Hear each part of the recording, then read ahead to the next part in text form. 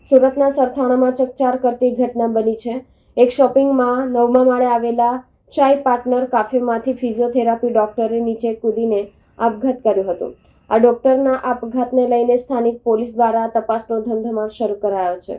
સુરતના સરથાણા વિસ્તારમાં એક ફિઝિયોથેરાપી ડોક્ટર રાધિકા કોટડિયાએ આપઘાત કરીને જીવન ટૂંકાવ્યાની ઘટનાનો પડઘો પડ્યો છે। ગતરોજ સાંજે 7:15 વાગ્યા આસપાસ સરથાણાની એક શોપિંગ કોમ્પ્લેક્સના 9મા માળે આવેલા ચાય પાર્ટનર કાફેમાંથી તેણે નીચે કૂદી હતી। રાધિકા સરથાણા જકાતનાકા સ્થિત વિકાસ સોપસમાં પોતાનું શ્રીજી ફિઝિયો ક્લિનિક ચલાવતી હતી। તેના લગ્ન 19 ફેબ્રુઆરી 2026ના રોજ થવાના હતા।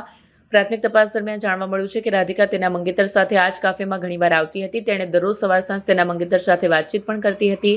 પોલીસની પ્રાથમિક તપાસમાં મંગેતર સાથેના અણબનાવના કારણે તેણે આ પગલું ભર્યું હોવાનું અનુમાન વ્યક્ત કરવામાં આવી રહ્યું છે। જોકે આપઘાતનું ચોક્કસ કારણ હજુ સ્પષ્ટ થયું નથી। પોલીસ તપાસ હેઠળ આ ઘટનાના બધા પાસાઓની તપાસ કરી રહી છે।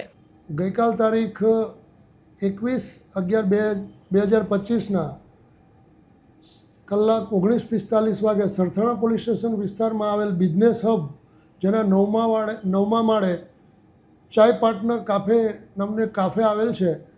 જે કાફેમાં એક યુવતી જેનું નામ રાધિકા છે, જેની ઉંમર વર્ષ 28 છે, તે ત્યાં કાફેમાં ગયેલી અને કાફેમાંથી જ એને કૂદકો મારી 9મા માળેથી કૂદકો મારી પોતાનું મોત નિપજાવેલ છે। જે અનુસંધાને સરથાણા પોલીસ સ્ટેશનમાં અકસ્માત મોતનો ગુનો રજીસ્ટર કરવામાં આવેલ છે અને પ્રારંભિક તપાસ કરતાં એવી હકીકત માલુમ પડેલ છે કે આ મરણ જનાર રાધિકાબેનના જાન્યુઆરી મહિનામાં લગ્ન તથા સગાઈ પણ હતી, પરંતુ કયા કારણસર એને આત્મહત્યા કરી છે તે દિશામાં પોલીસ ઊંડાણપૂર્વક તપાસ કરી રહેલ છે।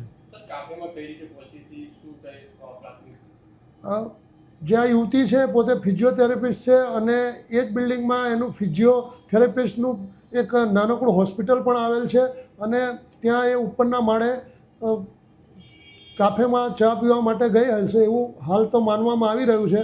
પરંતુ આ અનુસંધાને સીસીટીવી ફૂટેજ અને અન્ય સાહેદોના નિવેદનો મેળવી તપાસની અંદર જે કંઈ હકીકત ખુલવા પામશે એ મુજબ કાર્યવાહી કરવામાં આવશે।